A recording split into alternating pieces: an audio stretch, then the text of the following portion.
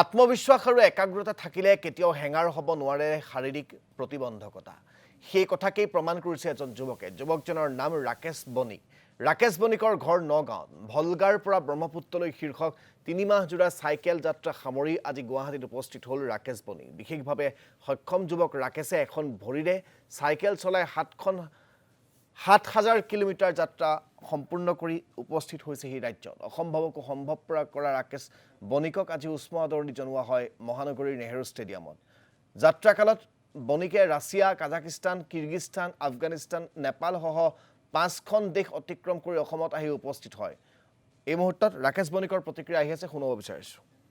পাৰ কৰিবৰ কাৰণে মই তালিবানৰ সোলজাৰক লৈ ২১ বাৰ মই চেকিং ক্ৰছ কৰি তাতে সোমাব পাৰিছোঁ। আৰু তাতে সোমোৱা মানে কি আপোনাৰ মানে মই বুজাব নোৱাৰিম ইমান ডাঙৰ গেট হয়।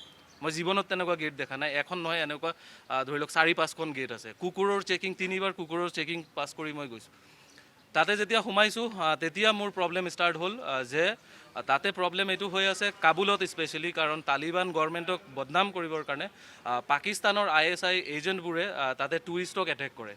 টুৰিষ্টক যেতিয়া এটেক কৰে তেতিয়া মাৰি পেলায়, মানে শ্বুট কৰে বা কিবা কৰে। সেইটোত তালিবান যাতে বদনাম হয়, সেইটোৰ কাৰণে ইমান চেকিং তালিবানে লগাই ৰাখিছে।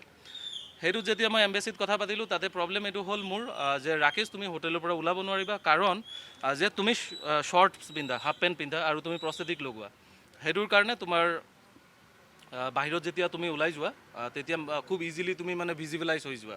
১০০জনৰ ভিতৰত তুমি মানে হৈ যোৱা। সেইটোৰ কাৰণে মোক তাৰ পৰা তৎকালীনভাৱে মোক ২ দিনৰ ভিতৰত কাবুলৰ পৰা মোক নেপাল পঠাইছে। আৰু নেপাল অহাৰ পিছত তেনেকৈ আকৌ নেপাল এম্বেচিৰ প্ৰগ্ৰাম কৰি মই যাত্ৰা এতিয়া ইয়াতে শেষ কৰিব পাৰিছোঁ।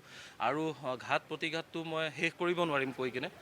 মই আপোনালোকক চবকে সুন্দৰকৈ টাইম দি আপোনালোকক চবৰ চেনেলত মই আহি ধুনীয়াকৈ যিটো আমাৰ যাত্ৰাৰ বিষয় আছে মই চবকে অৱগত কৰিম। এইটো এপ্ৰক্সলি আপোনাৰ ধৰি লওক 7,000 কিলোমিটাৰ হৈছে। আৰু যদি চাইনাৰ ফালে আহিলোঁ হয় তেতিয়াহ'লে 9,000 to 10,000 কিলোমিটাৰ হ'লে। 6খন, ইণ্ডিয়াক লৈ 6খন দেশ আছে। 29 এপ্ৰিলৰ পৰা ষ্টাৰ্ট কৰিছিলোঁ, আজি 13 জুলাই হয়। আজি Russia, Kazakhstan, Uzbekistan, Afghanistan, Nepal, India. কোনখন দেশত আটাইতকৈ ভাল লাগিলে? কাজাকিস্তান বহুত ধুনীয়া দেশ হয়।